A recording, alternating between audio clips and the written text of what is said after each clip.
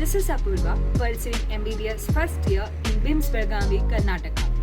Organic chemistry is said to be a web-rising subject, as it consists of various reactions, intermediates, catalysts, which makes it difficult for the student to remember.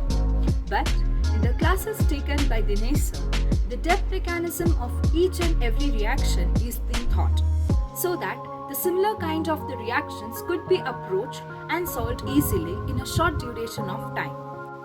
Tricks and mnemonics were being given to remember the reactions and solve them easily in a short time, as time matters a lot in any kind of MCQ based exam.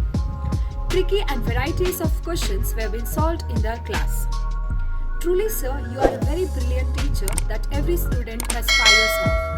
I thank you for guiding me in my crucial period of life. Thank you sir.